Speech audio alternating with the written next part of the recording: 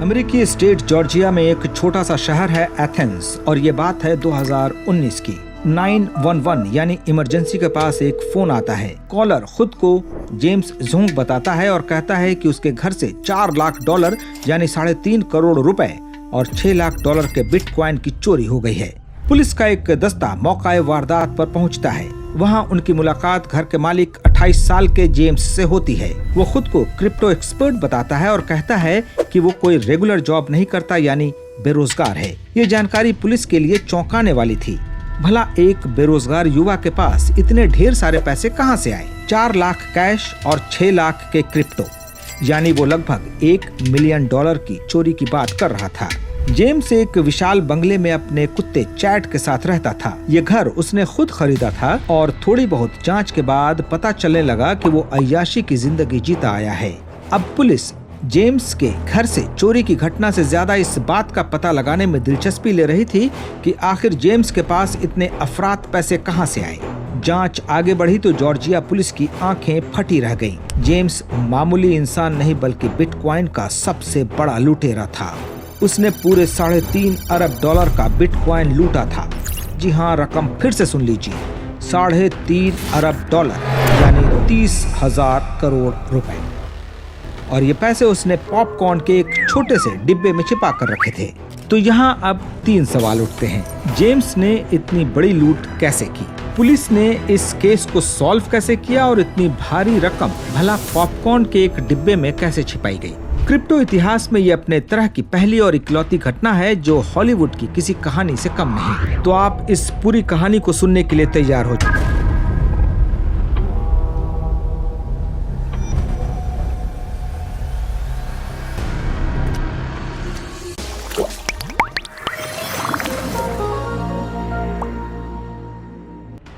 James या Jimmy के घर में जिस तरह से चोरी की घटना को अंजाम दिया गया, साफ था कि ये किसी जानने वाले का काम था। लेकिन चूंकि पुलिस इस मामले पर ज्यादा ध्यान नहीं दे रही थी, जिमी ने एक प्राइवेट डिटेक्टिव रॉबिन मार्टिनेली को हायर कर लिया। रॉबिन भी जिमी की लाइफस्टाइल से हतप्रभ थी।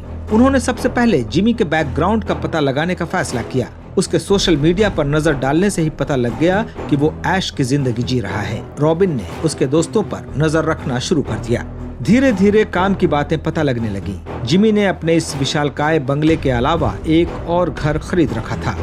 वो लैम्बोर्गिनी जैसी लग्जरी कारें चलाता था और शॉपिंग के लिए लुई विटॉन और गुच्ची के शोरूम में अक्सर दिख जाया करता था। लेकिन सबसे बड़ी बात ये थी कि उसके पास कोई जॉब नहीं था। वो बेरोजगार था।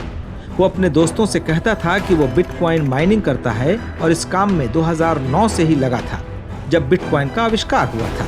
उसका तो यहाँ तक दावा था कि वो सतोशी नाकामोटो की कोर टीम का हिस्सा रहा है। सतोशी ने ही बिटकॉइन का आविष्कार किया था और उसकी पहचान आज तक नहीं हो पाई है। जिमी अपने दोस्तों के बीच पार्टी एनिमल के तौर पर जाना जाता था। वो बड़ी बड़ी पार्टियां करने का शौकीन था, जिसमें वो दोस्तों को भी बुलाया करता। ऐसी ही एक पार्टी में वो 2018 में अपने दोस्तों के साथ जॉर्जिया बुलडॉग्स का फुटबॉल मैच देखने लॉस एंजलिस गया था। वो दोस्तों को चार्टर्ड फ्लाइट से ले गया और पानी की तरह पैसा बहाया। उसने अपने दोस्तों को खर्च करने के लिए $10,000 हजार यानी 8-9 लाख रुपए तो यूं ही दे दिए थे। लेकिन उसे नहीं मालूम था कि इसी दौरान अमेरिका की जानी मानी IRS यानी इंटरनल रेवेन्यू सर्विस की एक टीम 2012 के एक मामले की जांच कर रही थी, जब 50,000 बिटकॉइन की चोरी हो गई थी। ये चोरी हुई थी गैर कानूनी बिजनेस करने वाली दुनिया की सबसे बड़ी वेबसाइट silkroot.com से। सिल्क रूट एक डार्क वेब था जिस पर से लेकर हथियारों तक का काला धंधा होता था और सारी पेमेंट बिटकॉइन से होती थी। साल 2013 में सिल्क रूट का मालिक रॉस अल्ब्रेस्ट पकड़ा गया और 2015 में उसे उम्र कैद की सजा मिल गई। लेकिन एजेंसी को अपनी जांच में पता चला कि साल 2012 में सिल्क रूट वेबसाइट से कोई 50,000 बिटकॉइन की चोरी हो गई, जिसका कोई रिकॉर्ड नहीं मिल रहा था। एजेंसी ने उस ब्लॉकचेन को सर्विलेंस पर लगा दिया था जिससे ये ट्रांजैक्शन किया गया था। क्रिप्टो करेंसी के सौदे बेहद पारदर्शी होते हैं और ब्लॉकचेन से हर ट्रांजैक्शन को ट्रैक किया जा सकता है। अलबत्ता उनके मालिक के बारे में जानकारी नहीं मिलती। सिल्क रूट से चोरी किए गए इस बिटकॉइन के बारे में पहली जानकारी कोई 7 साल बाद मिलती है, जब $800 का एक छोटा सा ट्रांजैक्शन होता है और ट्रांजैक्शन करने वाला मामूली सी गलती कर बैठता है। वो गैर कानूनी ट्रांजैक्शन की जगह एस्टैब्लिश्ड बैंकिंग रूट से ट्रांजैक्शन करता है और इस दौरान KYC यानी नो योर कस्टमर के तहत अपना सारा पर्सनल डेटा दे देता है। ये कस्टमर कोई और नहीं बल्कि जेम्स जोंग ही था। ये ट्रांजैक्शन जिमी के घर चोरी के कोई 6 महीने बाद की गई थी। पुलिस और जांच एजेंसियों के हाथ तो मानो खजाना लग गया, लेकिन एक बात उनकी समझ से भी परे थी कि सिल्क रूट और जिमी का भला क्या कनेक्शन हो सकता है। जिमी तो एक मासूम सा दिखने वाला लड़का था जो अपने घर में अपने कुत्ते चैट के साथ रहा करता था। पुलिस और IRS एजेंसी अपने पास पक्के सबूत चाहती थी और उनके सामने बहुत ज्यादा परेशानी नहीं थी, क्योंकि जिमी ने खुद एक चोरी की रिपोर्ट की थी और वे आसानी से बार बार उससे मिल सकते थे। जिसके घर चोरी हुई थी, पुलिस अब उसी को पकड़ने में लग गई। इसके बाद पुलिस कई बार उसके घर गई और जिमी ने असली बात से बेखबर होकर उन लोगों से बात की। बातों बातों में उसने कई राज खोल दिए। पुलिस और जांच एजेंसियों को भरोसा हो चला था कि जिमी ने ही उन 50,000 बिटकॉइन को लूटा है। बस उन्हें एक पक्का सबूत और कनेक्शन चाहिए था। इसके लिए उन्हें जिमी के ब्लॉकचेन का एड्रेस हासिल करना था। बातों बातों में एक बार एक पुलिस वाले के साथ शामिल IRS एजेंट ने कहा कि वो जिमी का लैपटॉप देखना चाहता है। इस दौरान उसे जिमी का ब्लॉकचेन एड्रेस मिल गया। उसने फौरन उसे कॉपी कर लिया। अब उनके पास पक्के सबूत आ चुके थे। 9 नवंबर 2021 पुलिस एक बार फिर जिमी के घर पहुंची, लेकिन इस बार बड़ी टीम के साथ और सर्च वारंट लेकर। उन्होंने पहली बार अपनी असली पहचान बताई कि वे IRS एजेंट हैं। उन्होंने जिमी के घर का एक एक कोना छानना शुरू कर दिया। उसके सारे कंप्यूटरों की तलाशी शुरू हो चुकी थी। एजेंसी के साथ खोजी कुत्ते भी थे जो इलेक्ट्रॉनिक्स माल खोजने में एक्सपर्ट थे। उन्होंने बेसमेंट और दीवारों के अंदर से सामान बरामद करना शुरू कर दिया। इसमें बिटकॉइन माइनिंग की मशीन भी मिली। जिमी दरअसल सच कह रहा था कि वो बिटकॉइन के शुरू होने के समय से ही इसकी माइनिंग कर रहा था। आखिर में पुलिस वालों के सामने सबसे बड़ा खजाना था, एक कंप्यूटर का मदरबोर्ड जो चीटोस पॉपकॉर्न के एक डिब्बे में रखा था।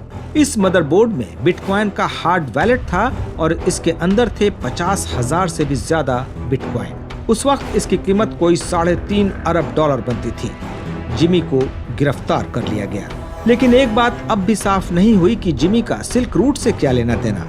जिमी एक चीनी माइग्रेंट परिवार से ताल्लुक रखता था और उसने 2008 से 2014 के बीच यूनिवर्सिटी ऑफ जॉर्जिया में कंप्यूटर साइंस इंजीनियरिंग की पढ़ाई की थी। इसी दौरान बिटकॉइन की शुरुआत हुई और वो इसका माइनर बन गया, लेकिन इसके साथ ही उसे की भी लत लग गई। की खुराक लेने के लिए वो सिल्क रूट पर जाने लगा। इसी दौरान एक ट्रांजैक्शन करते हुए उसे पता लगा कि वहां तो एक बहुत बड़ा लूप होल है जिससे आसानी से बिटकॉइन हासिल किया जा सकता है। उसने अगले कुछ दिनों में वहां के कई कस्टमरों की हजारों डॉलर की बिटकॉइन उड़ा दी। मजेदार बात यह कि किसी ने उसके खिलाफ शिकायत भी नहीं की। आखिर कोई पुलिस को क्या कहता कि वे सिल्क रूट पर सौदा करते हैं और वहां किसी ने उनके साथ धांधली की है। बहरहाल जब सिल्क रूट के मालिक को इस धोखाधड़ी के बारे में पता चला तो उसने जिमी से लूप होल बताने को कहा और कहा कि अगर वो तकनीकी गड़बड़ी बता देता है तो जिमी को माफ कर दिया जाएगा और उससे बिटकॉइन भी वापस नहीं लिए जाएंगे।